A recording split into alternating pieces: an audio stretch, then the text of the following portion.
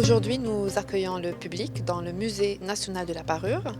Euh, c'est un musée spécialisé et thématisé qui a comme sujet la parure marocaine. La spécificité de ce musée, en fait, réside dans deux points. Le premier point est qu'il est le plus ancien musée au Maroc, déjà baptisé en 1915. Et deuxième point, c'est que ce musée se situe dans la Kasbah des Oudaya et dans un bâtiment du XVIIe siècle construit par Moulay Ismail. Donc, c'est un bâtiment qui combine entre un jardin andalou plein d'odeurs, de couleurs et un style architectural très particulier que la communauté aime beaucoup.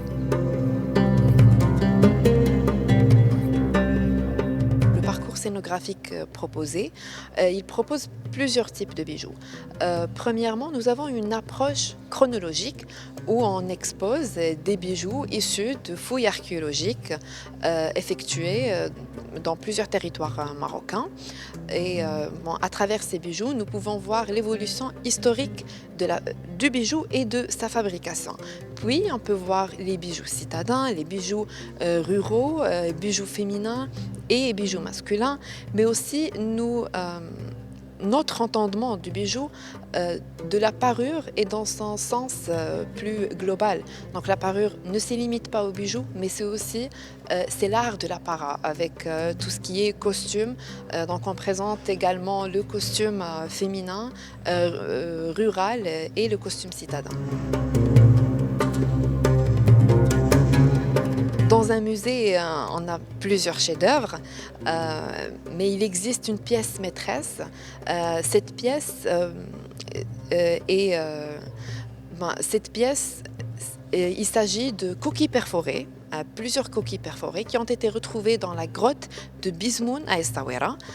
C'est issu de recherches archéologiques très récentes et les analyses en laboratoire ont prouvé que ces coquilles perforées datent de 140 jusqu'à 150 000 ans avant le présent.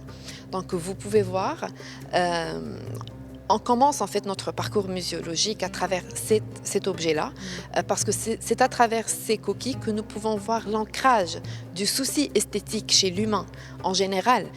Donc quand je parle de 140 jusqu'à 150 000 ans, ce sont les plus anciens objets de parure dans le monde et non pas seulement dans le Maroc. Ces objets, en fait, ils montrent qu'il existait déjà à l'époque préhistorique un souci esthétique et un comportement symbolique chez l'homme.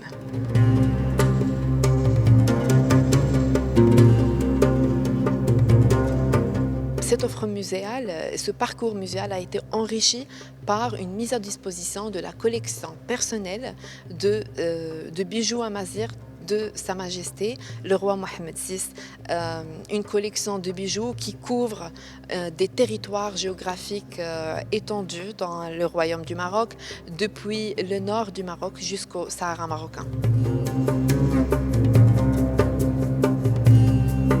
En fait, le musée est un espace de vie. Et, c'est ce qu'on veut changer dans la société marocaine, c'est de ne plus voir le musée comme des vitrines ou bien une cimetière des bijoux. On veut que ce soit un espace de vie très dynamique. C'est pour ça qu'on programme des expositions temporaires.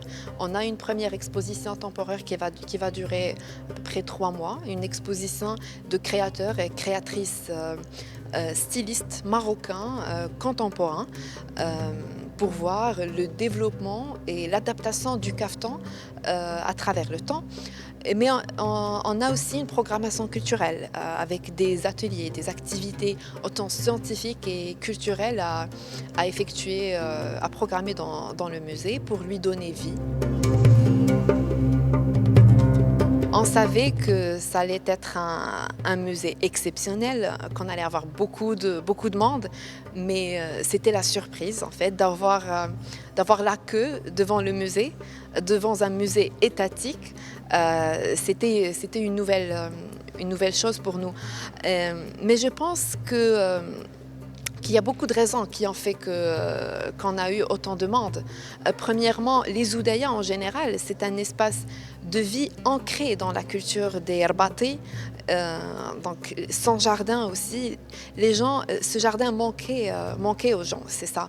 Et, euh, en fait, les gens sont assoiffés pour consommer de la culture, contrairement à ce qu'on pense. Les gens ont vraiment un engouement extraordinaire envers tout ce qui est patrimoine, tout ce qui est identitaire.